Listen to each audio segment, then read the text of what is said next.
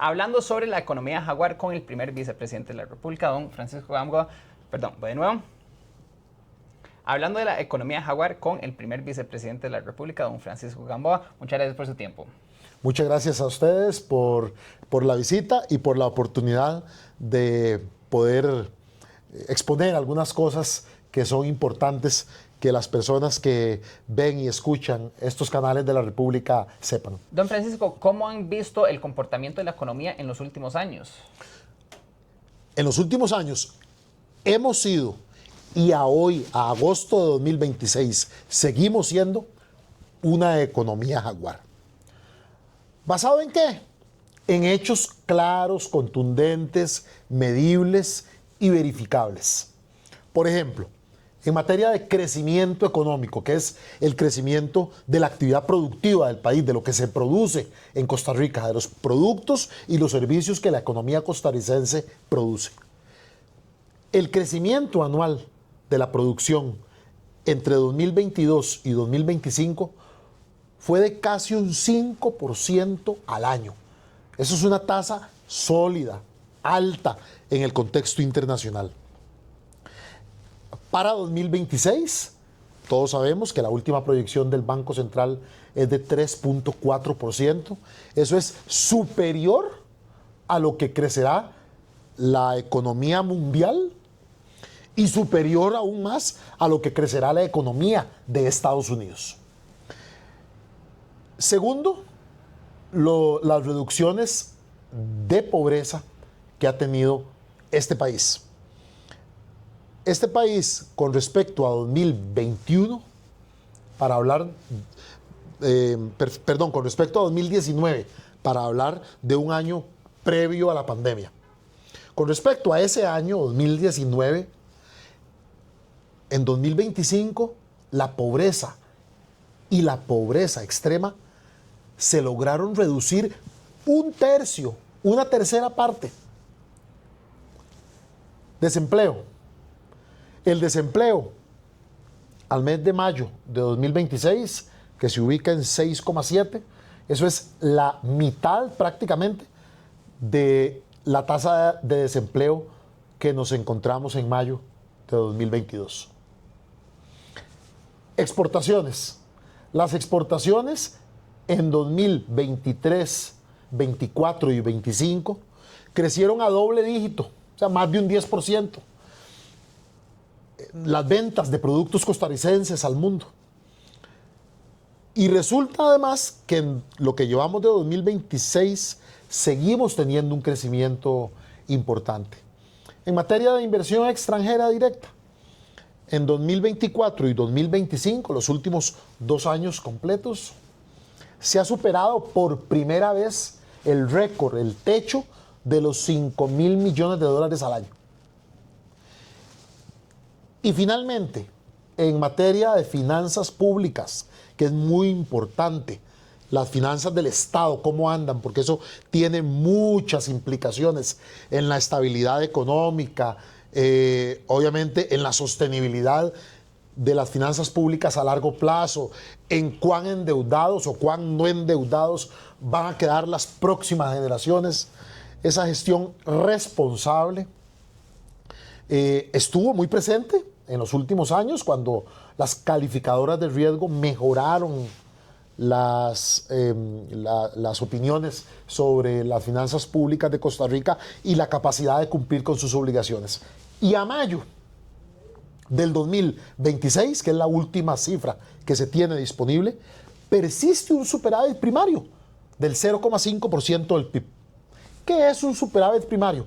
Eso simplemente quiere decir que lo que le ingresa al gobierno por concepto de impuestos es más de lo que el gobierno gasta, sin contar el pago de intereses, que es por las deudas adquiridas en periodos anteriores, claro, como cualquier familia o como cualquier empresa. ¿Cuál es la ventaja de cuando se tiene superávit primario? Que repito, a mayo de 2026 seguimos teniendo superávit primario. La ventaja es que cuando se tiene superávit primario, no crece la bola de nieve, sino que más bien la bola de nieve, si persisten los superávit primarios, tiende a contraerse, a hacerse más pequeña y no a crecer, como es las dinámicas inconvenientes de crecimiento de una deuda. Entonces, eso es como las familias que si gastan menos de lo que les ingresa, no tienen que ir a pedir más y más y más prestado. Pero si gastan más de lo que les ingresa, tienen que ir a pedir prestado. Y sobre eso el año siguiente y el siguiente y el siguiente tienen que pagar intereses y se hace la bola de nieve. Bueno, Costa Rica está en una dinámica de finanzas públicas como la descrita en la primera situación que dije, claro, de que mantiene superávit. Ahora, parte de ser una economía jaguar, y aquí ya me voy a pasar de el mundo de los datos verificables a algunas apreciaciones cualitativas. Parte de ser una economía jaguar es ser previsores, ¿verdad? Y poder ver cuando hay algunas nubes en el contexto internacional rondando. Nosotros somos un barco dentro de un océano, gigante, que es un océano que está movido por las tensiones geopolíticas en el mundo, que llevan también a shocks importantes en materia de algunos precios. Está movido por toda la incertidumbre también asociada a temas arancelarios y comerciales. Entonces, cuando se es una economía jaguar, precisamente para seguirlo siendo, se toman ciertas previsiones. Y es cuando este gobierno en materia de finanzas públicas ha dicho, vamos a socarnos la faja, y se ordenó una subejecución de los presupuestos 2026 para las instituciones del gobierno central, y también se le solicitó un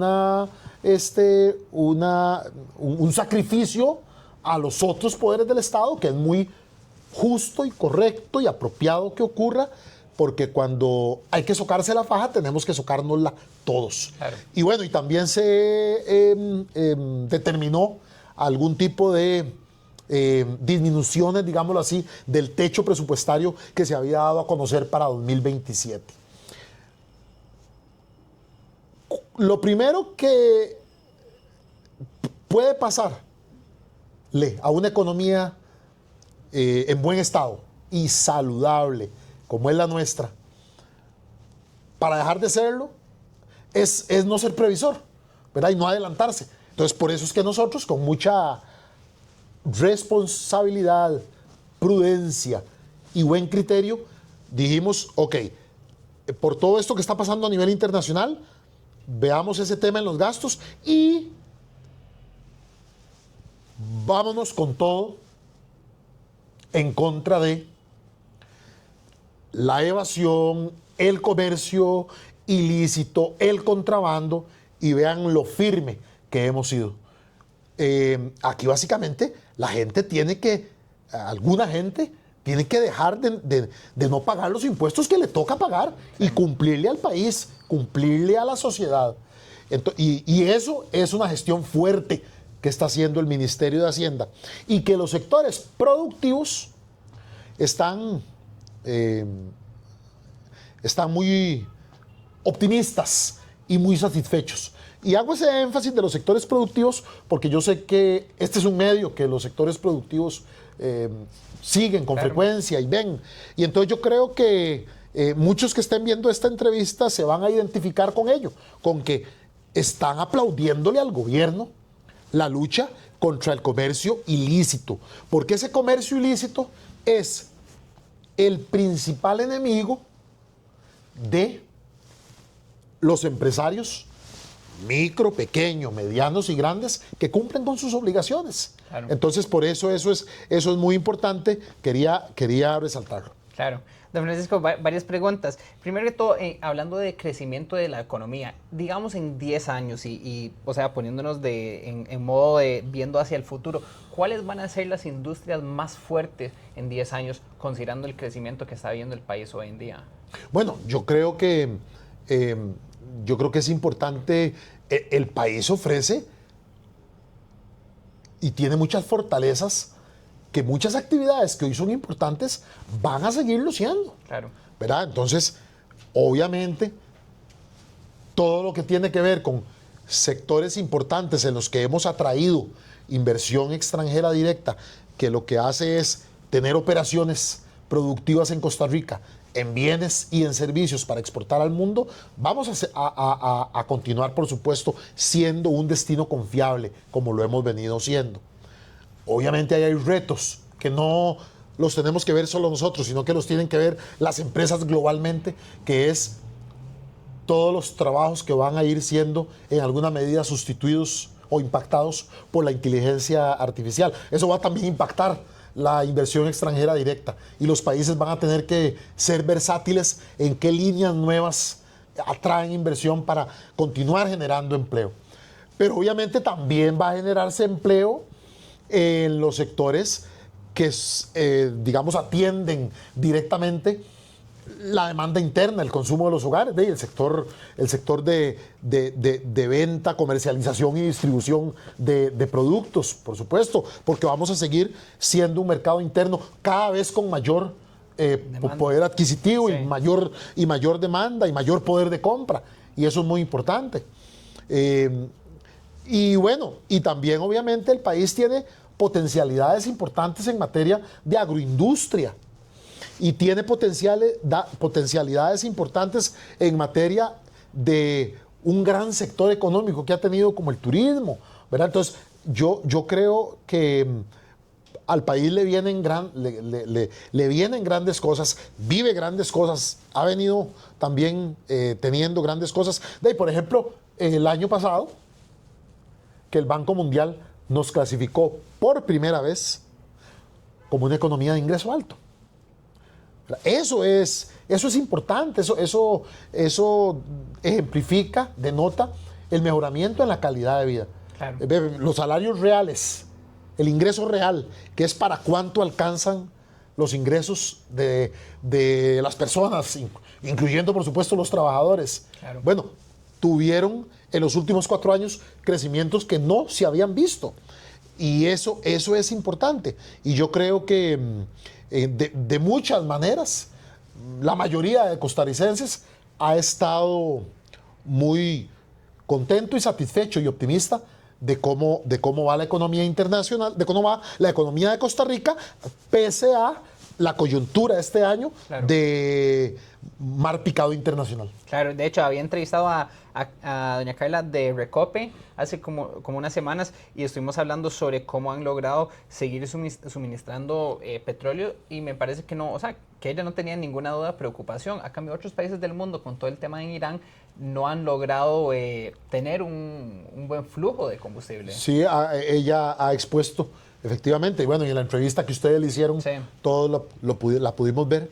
Ella hizo ahí una exposición muy adecuada, sí, muy bien elaborada sobre cómo había podido tener la máxima estabilidad de precios posibles, claro, para los costarricenses, porque nosotros lo que nos preocupa es el bolsillo de los costarricenses.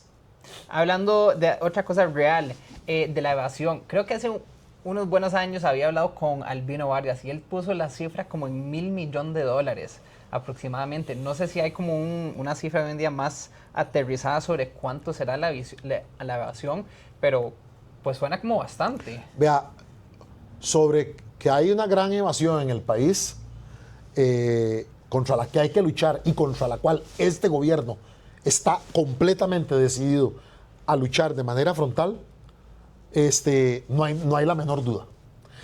Estimaciones pueden haber muchas porque obviamente tiene sus retos metodológicos, claro, estimar algo que no está entrando, ¿verdad? Pero en todo caso, yo creo que cada vez que alguien evade y que no se cierre el portillo para que deje de hacerlo, le roba futuro a nuestras próximas generaciones en materia de menos recursos para la educación, o le roba recursos a la movilidad de los costarricenses acá en las partes urbanas y también en las partes rurales, porque impide hacer caminos que deben hacerse. En fin, muchos impactos negativos tiene esa evasión, y por eso, si hay una bandera de prioridad que ha tomado la cartera de Hacienda y ha dado resultados realmente impresionantes. Estos primeros meses ha sido esa bandera contra la evasión y contra el comercio ilícito. Claro, y don Francisco, creo que mucha gente como que se autojustifica la idea de evadir impuestos porque uno dice, se lo van a robar de todos modos, o esa calle nunca la van a arreglar, o por X razón, el gobierno no gasta bien el dinero, entonces así yo me autojustifico no pagar ese impuesto. ¿Cómo cree que el gobierno actual está tratando de darle vuelta a toda esa línea de pensamiento y hacer un gobierno eficiente con la plata que deberían tener? El decirle a las, digamos, a algunos actores económicos, paguen porque eso redunda en beneficio para la sociedad, eso no es suficiente. Porque en realidad lo que hay que hacer es ir donde duele. Y entonces lo que hay que hacer es cerrar los portillos, Claro. endurecer las consecuencias de evadir, disminuir las posibilidades de evadir. Mejor no dejárselo a la conciencia de quien está evadiendo. Claro. Mejor el Estado, con una mano fuerte y mano dura contra la evasión, mejor es el que se encarga de que nadie evada. Y definitivamente, ¿cómo se le demuestra a los costarricenses que los ingresos que un gobierno tiene se invierten bien? Bueno, con la obra. Vea que no ha habido en los últimos, en muchos años, muchísimos años, un plan de obra pública como el que en este momento hay, con una serie de obras de manera simultánea y un plan de inversión sólido que los costarricenses muchos conocen porque ven las obras suceder o están por verlas empezar a suceder. Y creo que eso es importante. Don Francisco, última pregunta. A doña Laura le quedan pues varios años, le quedan de casi 4 años completos. ¿Cuáles son los hitos o cuáles son los marcadores que ustedes dirían que después de estos 4 años hicimos logros? O sea, estos fueron los éxitos. Bueno, vea, la parte económica es muy importante en la vida nacional, pero es una de las partes. Obviamente en materia económica, que es una temática a la que yo estoy profundamente ligado, tenemos el reto de que tengamos esa estabilidad y ese mejoramiento en el ingreso y en la calidad de vida de los costarricenses y que haya más equidad y que todavía disminuyamos más la pobreza y todas esas cosas sigan saliendo como han venido saliendo y mejor. Pero los retos nacionales del gobierno de doña Laura van más allá. Por ejemplo, está el importante reto de disminuir estrepitosamente los niveles de impunidad que existen en el país y por eso se le ha presentado ya 2 paquetes a la Asamblea Legislativa de cambios legales, siendo hace una semana que se presentó el segundo paquete, alrededor de una decena de proyectos de ley entre los 2 paquetes. Eso es muy importante, que el país avance en eso, que el país consolide todo el plan de inversión de obra pública que está en este momento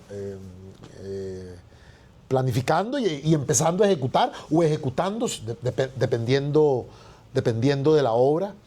Y bueno, y hay otros temas que para nosotros son muy importantes, como la educación, la Caja Costarricense de Seguro Social, tan importante para el día a día de las personas, la sostenibilidad del régimen de pensiones de invalidez, vejez y muerte, dado los cambios demográficos que han habido en el país. En fin, son importantes retos que tenemos y que seguiremos enfrentando y trabajando para lograr, para beneficio de nuestros únicos y verdaderos jefes, que son los costarricenses.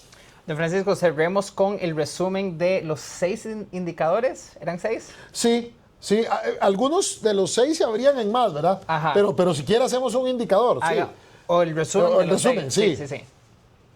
Crecimiento económico por los 4 años pasados, anual superior alrededor del 5%, cercano al 5%. Este año 2026 tendremos un crecimiento mayor al del mundo, mayor al de los otros países OCDE, o sea, mayor a los países que juegan en la Liga Premier o que juegan el Mundial, ya que acaba de pasar el Mundial. Hemos roto récord de inversión extranjera los últimos 2 años. Las exportaciones han crecido a doble dígito y siguen creciendo en 2026. Redujimos entre 2019 y 2025 1/3 en pobreza y en pobreza extrema. Redujimos el desempleo a la mitad y seguimos teniendo superávit primario, o sea que lo que ingresa alcanza o es superior para cubrir los gastos. Seguimos teniendo superávit primario aún en este 2026. Excelente. Don Francisco, muchas gracias por su tiempo. Con mucho gusto.